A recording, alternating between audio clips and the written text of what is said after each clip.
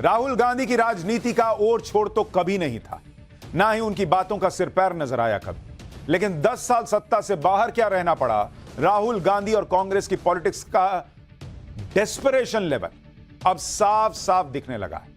और आज की डेट में राहुल गांधी की पॉलिटिक्स को बचकानी पॉलिटिक्स कहकर खारिज करना मुश्किल होता जा रहा है, क्योंकि ये पॉलिटिक्स अब देश के लिए भयंकर खतरा बनती जा रही है। राहुल गांधी के ताजा अमेरिकी दौरे में ऐसी ऐसी चीजें हुई हैं जिसे देश के लिए बड़ा खतरा माना जा रहा है। आप खुद ही सोचिए कि राहुल गांधी ऐसी ऐसी बातें बोल रहे हैं कि खालिस्तानी पन्नू उनके लिए तालियां बजा रहा है।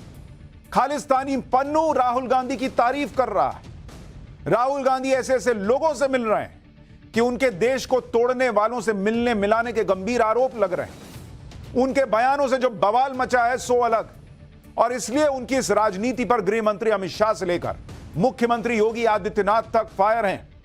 योगी तो यहां तक बोल रहे हैं कि राहुल गांधी देश में गृह युद्ध करवाना चाह रहे हैं। भाई, आज आपको ये सारी बातें डिटेल में समझाऊंगा, लेकिन आप खुद देखिए कि राहुल गांधी पर जो सवाल उठ रहे हैं उसके मौके किसी और ने नहीं दिए, खुद राहुल गांधी ने दिए हैं। बॉस, मोदी विरोध में वो ये तक देखना भूल गए हैं कि कौन देश का दुश्मन है, कौन दोस्त है, वो किसके साथ खड़े हैं, कौन सी बात उनकी देश के खिलाफ जा रही है। उनको शायद समझ में नहीं आ रहा, या वो समझना नहीं चाहते क्योंकि उनको कुर्सी चाहिए।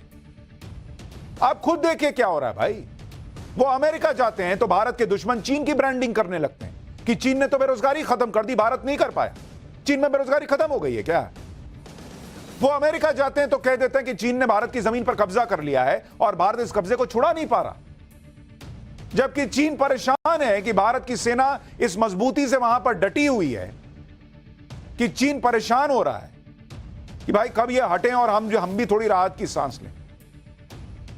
वो अमेरिका जाते हैं तो ऐसे ऐसे लोगों से मिलते हैं जो भारत विरोधी बातें करते हैं और पाकिस्तान के हमदर्द हैं। भाई, वो अमेरिका जाते हैं तो वहां से सिख समुदाय को भड़काने लगते हैं कि भारत में तो सिखों को पगड़ी कड़ा कृपाण नहीं पहनने दिया जाता, हम इसकी लड़ाई लड़ रहे हैं। वो अमेरिका जाते हैं तो सिख समुदाय को भड़काने वाले ऐसे बयान देते हैं जिससे भारत विरोधी ताकतों को नया बूस्ट मिल जाता है।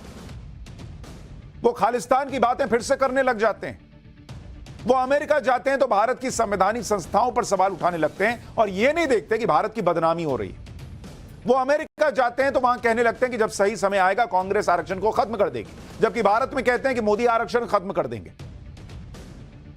सोचिए, जो नेता इस वक्त विपक्ष का सबसे बड़ा चेहरा बना हुआ है, जो आधिकारिक तौर पर नेता विपक्ष के पद पर है, जो नेता देश का प्रधानमंत्री बनने के सपने देख रहा है, जिसकी ब्रांडिंग ही इस तरह से की जाती है कि वो बनेंगे तो देश के प्रधानमंत्री ही बनेंगे, उससे कम में नहीं मानेंगे बॉस।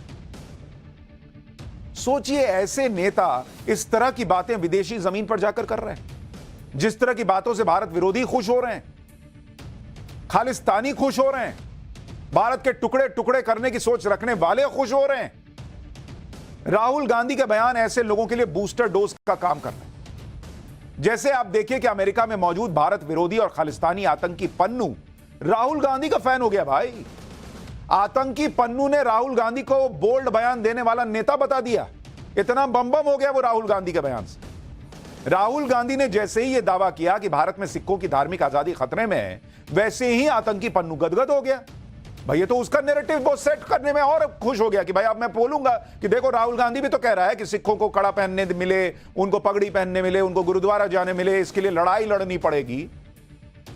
तो पन्नू तो यही बोलकर लोगों को भड़काता है कि इसलिए हमको खालिस्तान चाहिए क्योंकि तुमको ये सब नहीं मिलता है। वो खुश हो गया कि राहुल गांधी ने जो कह दिया अब उसको यूज कर रहा है।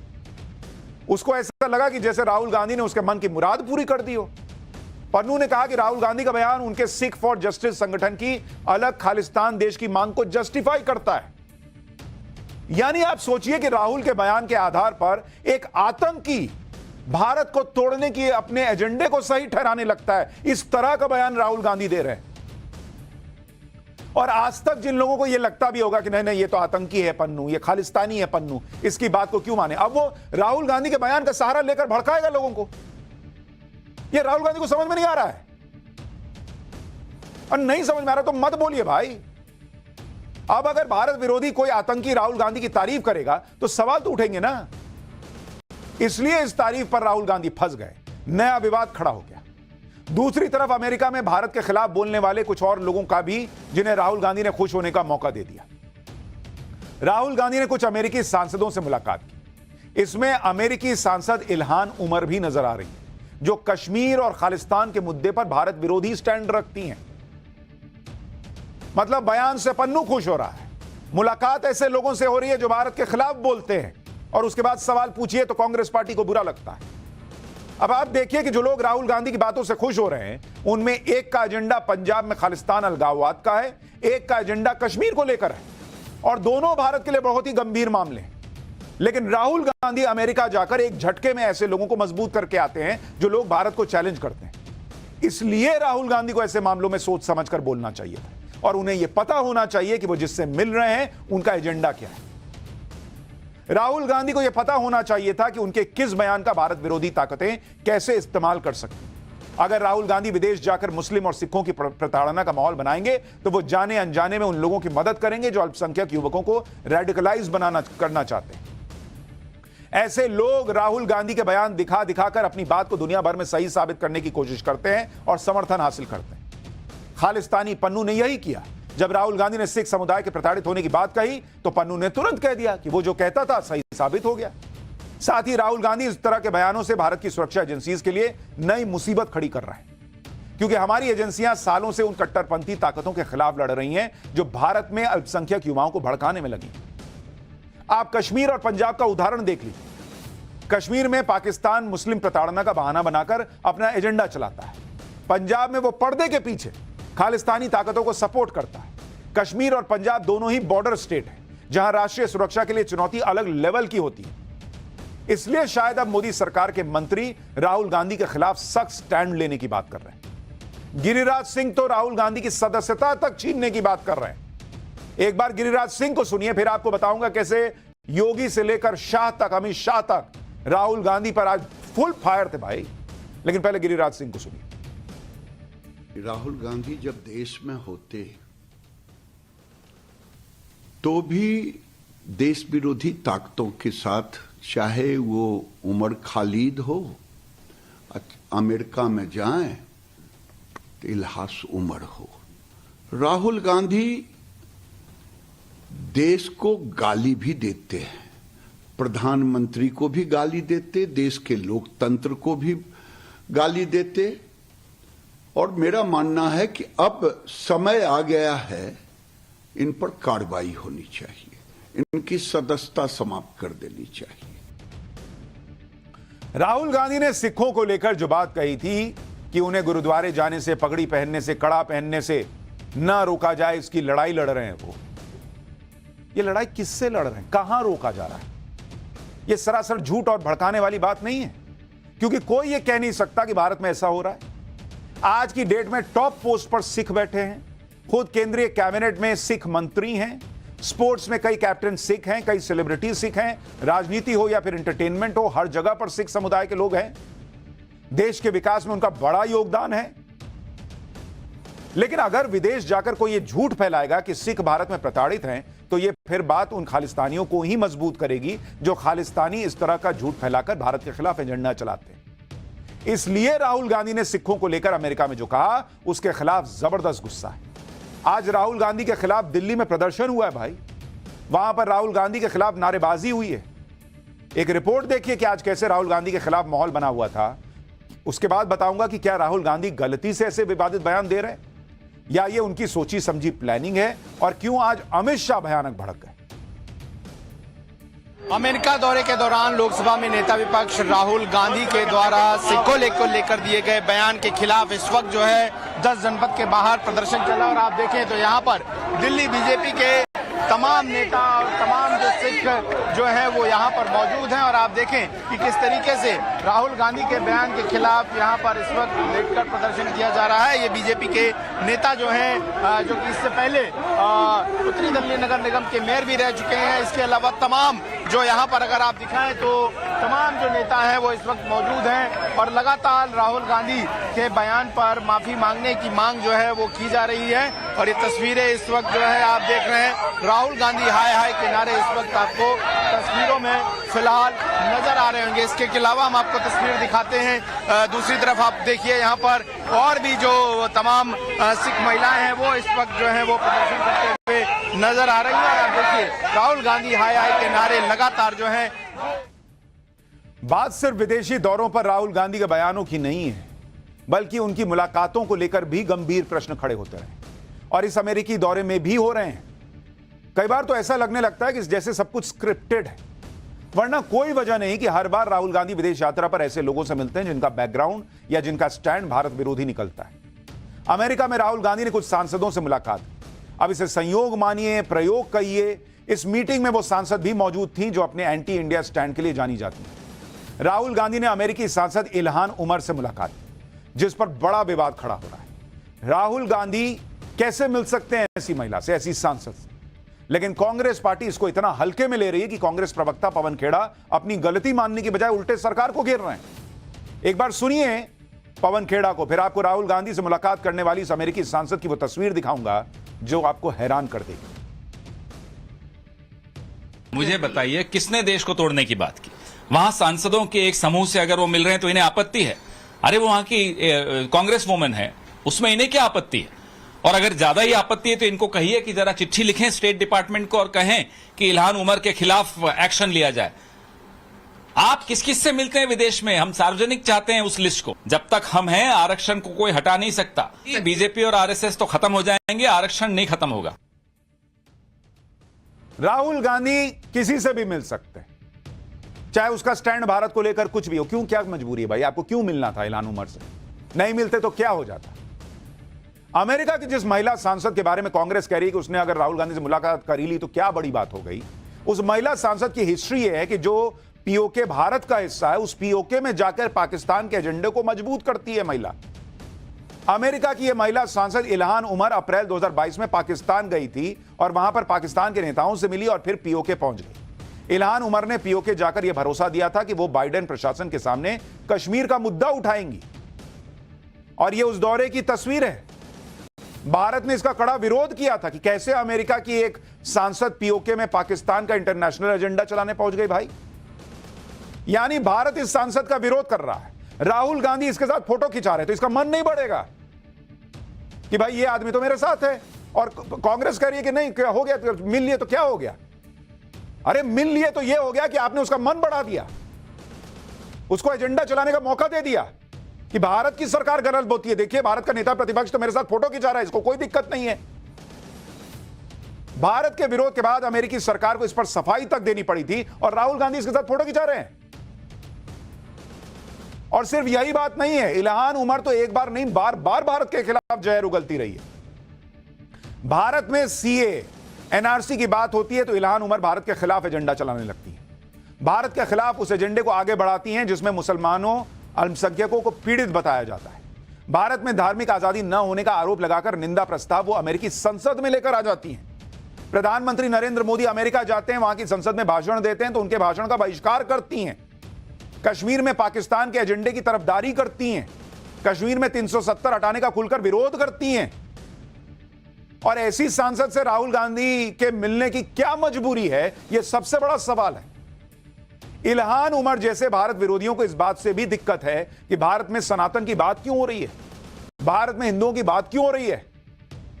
सुनिए क्या कहती रही हैं ये इल्हान उमर, जिनसे राहुल गांधी अमेरिका में मीटिंग करके आए। And the PJP government, all of these mutual values have been threatened.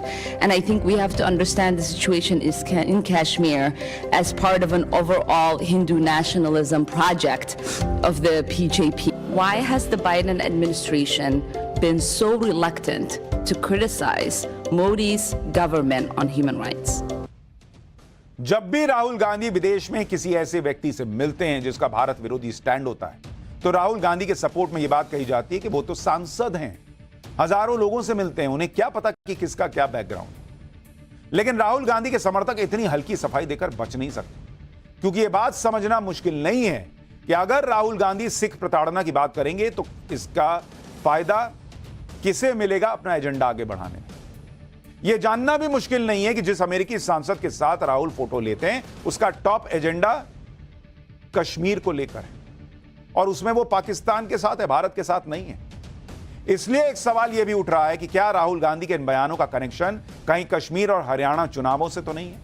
क्योंकि आप देखिए कि राहुल गांधी ने सिखों की बात की और हरियाणा में सिख समुदाय की भी ठीक ठाक आबादी है, हरियाणा में 5% सिख हैं। दूसरी बात, राहुल गांधी ने उस अमेरिकी सांसद से मुलाकात की जो कश्मीर में 370 की बहाली पर इंटरनेशनल मुहिम चलाती है, और देश में भी राहुल गांधी ने उस पार्टी से हाथ मिलाया है, यानी नेशनल कॉन्फ्रेंस, जो 370 की बहाली की बात कर रही है। यानी राहुल गांधी खुद तो खुलकर 370 पर बात नहीं करना चाहते, लेकिन विदेश में ऐसे लोगों से मिलकर क्या वो इनडायरेक्टली ये मैसेज देना चाहते हैं कि वो 370 की पुनर्बहाली के पक्ष में है। आज ही नेशनल कॉन्फ्रेंस के नेता फारूक अब्दुल्ला ने फिर से 370 की बहाली की बात की, और ऐसे दिन की है जब कश्मीर में कांग्रेस के अध्यक्ष मल्लिकार्जुन खड़गे मौजूद थे। एक बार सुनिए फारूक अब्दुल्ला ने क्या कहा। कितना वक्त लगा इसको हटाने के लिए? इनको 75 साल। इंशाल्लाह फारूक अब्दुल्ला जिंदा हो या नहीं, यहाँ की कौम इसको वापस लाएगी और इंशाल्लाह लाएगी। इन सब बातों से साफ है कि राहुल गांधी की राजनीति को सिर्फ बचकानी पॉलिटिक्स नहीं कहा जा सकता। उनकी राजनीति खतरनाक राजनीति है जो देश में आग लगा सकती है, आरोप लगा है। इसलिए आज अमित शाह से लेकर योगी आदित्यनाथ तक, मंत्री, मुख्यमंत्री सब उतर गए राहुल गांधी की क्लास लगाने। अमित शाह ने कहा कि राहुल गांधी ने देश की सुरक्षा और भावना को हमेशा आहत किया है। भाषा से भाषा, क्षेत्र से क्षेत्र और धर्म से धर्म में भेदभाव लाने की बात करना राहुल गांधी की विभाजनकारी सोच को दर्शाता है। अमित शाह ने कहा कि राहुल गांधी ने देश से आरक्षण को समाप्त करने की बात कहकर कांग्रेस का आरक्षण विरोधी चेहरा एक बार फिर से देश के सामने लाने का काम किया। अमित शाह ने कहा कि मन में पड़े विचार और सोच किसी न किसी माध्यम से बाहर आ ही जाते हैं। गृह मंत्री का कहना था कि वो राहुल गांधी को बताना चाहते हैं कि जब तक बीजेपी है, आरक्षण को कोई छू नहीं सकता और देश की एकता के साथ कोई खिलवाड़ नहीं कर सकता। उधर सीएम योगी ने तो कह दिया कि राहुल गांधी गृह युद्ध करवाना चाहते हैं देश में। योगी ने कहा कि कांग्रेस के युवराज राहुल गांधी भारत विरोधी अलगाववादी समूह के नेता बनने की तरफ अग्रसर है। इनका एकमात्र लक्ष्य देश को गृह युद्ध की तरफ धकेलना है। योगी ने कहा कि राष्ट्र विरोधी नेशनल कॉन्फ्रेंस के साथ गठबंधन करने वाली और पिछड़ों के आरक्षण में सेंधमारी कर उसका बड़ा हिस्सा मुसलमानों को सौंपने वाली कांग्रेस के युवराज अब देश से आरक्षण को समाप्त करने का कुचक्र रच रहे हैं। लेकिन राहुल गांधी को समझ लेना चाहिए कि इस देश में जब तक बीजेपी का एक भी कार्यकर्ता है, उनकी यह विभाजनकारी मंशा सफल नहीं हो पाई। योगी ने कहा कि राहुल गांधी को देशवासियों से माफी मांगनी चाहिए। राहुल गांधी अमेरिका में बैठे बैठे ऐसे ऐसे बयान दे रहे हैं जो दुश्मन देश चीन के एजेंडे को भी सूट करता है। राहुल गांधी ने सीमा विवाद पर यहां तक दावा कर दिया कि चीन ने लद्दाख में दिल्ली जितनी जमीन पर कब्जा कर लिया है।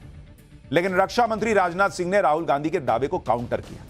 रक्षा मंत्री ने कहा कि राहुल गांधी की बातें बेहद शर्मनाक और भारत की गरिमा को ठेस पहुंचाने वाली। भारत चीन सीमा विवाद को लेकर भी जिस तरह के दावे उन्होंने अमेरिका की धरती पर किए हैं, वे भी भ्रामक और तथ्यों से परे हैं। लगता है कि मोहब्बत की दुकान चलाते चलाते राहुल जी झूठ की दुकान खोलकर बैठ गए हैं। इस तरह की गलत बयानी से राहुल जी को परहेज करना चाहिए। अमित शाह हो या राजनाथ सिंह या योगी आदित्यनाथ, बीजेपी के बड़े से बड़े नेता राहुल गांधी के हर झूठ का जवाब दे रहे हैं। बीजेपी इतनी आसानी से इस मुद्दे को छोड़ने वाली नहीं है, क्योंकि राहुल गांधी अब सिर्फ कांग्रेस के नेता नहीं, वो नेता प्रतिपक्ष भी है। एक बार सुनिए बीजेपी प्रवक्ता सुधांशु त्रिवेदी ने आज क्या कहा है। भारत के इतिहास के पहले नेता प्रतिपक्ष बने हैं जिन्होंने किसी घोषित भारत विरोधी सांसद के साथ मुलाकात करके अपने मधुर मनोभावों की अभिव्यक्ति की है। अमेरिकी सांसद इल्हान उमर, जो भारत विरोधी वक्तव्यों और स्टैंड के लिए विख्यात ऑब्लिक कुख्यात हैं, पन्नू ने उनकी तारीफ की है। यानी पाकिस्तान से लेकर पन्नू तक के और इल्हान उमर तक उनकी तारीफों में जो पुल गढ़े जा रहे हैं, उसमें एक नया नाम और भी है। ये जनाब हैं मुशफिकुल फजल। आप यह भी देखिए कि राहुल गांधी और पीएम मोदी किस तरह की पॉलिटिक्स करते हैं। जब राहुल गांधी बोलते हैं तो खालिस्तानी पन्नू जैसे लोग खुश होते हैं। जब नरेंद्र मोदी गरजते हैं तो पन्नू जैसे लोग टेंशन में आ जाते हैं, क्योंकि उन्हें पता है कि मोदी ऐसे एलिमेंट्स के खिलाफ कोई नरमी नहीं बरतने वाले। आज ही नरेंद्र मोदी सरकार ने पन्नू की खालिस्तानी संस्था सिख फॉर जस्टिस पर बैन 5 साल के लिए और बढ़ा दिया है। लीडर में यही फर्क होता है। जिस दिन राहुल गांधी अमेरिका में बैठकर देश की कमियां गिनाते हैं, उस दिन भारत में प्रधानमंत्री मोदी दुनिया को यह बताते हैं कि भारत आकर कारोबार करने का यही सही समय है। जिस दिन राहुल गांधी अमेरिका में बैठकर भारत के संविधान लोकतंत्र को खतरे में बताते हैं, उस दिन भारत में प्रधानमंत्री मोदी ये कहते हैं कि उनका सपना है कि दुनिया के हर डिवाइस में भारत में बनी चिप लगी हो। जिस दिन राहुल गांधी अमेरिका में बैठकर चीन की तारीफ करते हैं, सीमा विवाद पर ऐसे बयान देते हैं जिससे चीन को फायदा हो, उसी दिन भारत में प्रधानमंत्री मोदी सेमीकंडक्टर के क्षेत्र में चीन के दबदबे को कम करने के विजन के साथ सेमिकॉन एक्सपो का उद्घाटन करते हैं। यह फर्क है देश में दो बड़े नेताओं के बीच, और इन्हीं सब बातों और एक्शन से अलग अलग नेताओं की अप्रोच और उनकी सोच का फर्क दिखता है। जैसे पिछली बार से ज्यादा सीट लाने पर भी राहुल गांधी को चुनाव में गड़बड़ी दिखती है, जबकि कम सीट आने पर भी नरेंद्र मोदी कोई शिकायत नहीं करते, कोई बहानेबाजी नहीं करते। वो नतीजों को लोकतंत्र की जीत और संविधान में विश्वास की जीत बताते हैं। विदेश में बैठकर राहुल गांधी दुनिया को यह बताते हैं कि भारत के प्रधानमंत्री तो तानाशाह से कम नहीं है, और देश में उनकी पार्टी के अध्यक्ष खुलेआम धमकी देते हैं कि 20 सीट और मिल जाती तो मोदी और बीजेपी के नेताओं को जेल में डाल देते। आज कश्मीर में यह बात कांग्रेस अध्यक्ष मल्लिकार्जुन खड़गे ने की है बॉस, आप सुनिए एक बार। इस बार 400 पर, कहां गए भाई तेरे 400 पर? 240 पे आया। अगर हम सिर्फ 20 सीट लेते तो ये सब लोग जेल में रहते थे, ये सब लोग जेल में रहते थे और रहने के काबिल है। तो इसलिए मैं कहूंगा भाइयों, आप निराश मत हो, लड़ो। आपके सरदार, आप लोगों के कैप्टन मजबूत है। सोचिए, ये वो लोग हैं जो दूसरों को तानाशाह बताते हैं और खुद खुलेआम कहते हैं कि ये सत्ता में आ जाते तो दूसरों को जेल में डाल देते। किस बात का डालते बॉस? किस बात का? वो नहीं बताए कि इसने ये किया है वो किया इसलिए डालते। आते तो बस डाल देते क्योंकि ये जेल में रहने लायक है। जेल में रहने लायक कैसे डिसाइड हुआ? जब इनके खुद के नेता सही केस में भी जेल जाते हैं तो ये विक्टिम कार्ड खेलने लगते हैं कि एजेंसियों का दुरुपयोग हो रहा है, और खुलेआम कह रहे हैं कि 20 सीट और आती तो सबको जेल में डाल देते।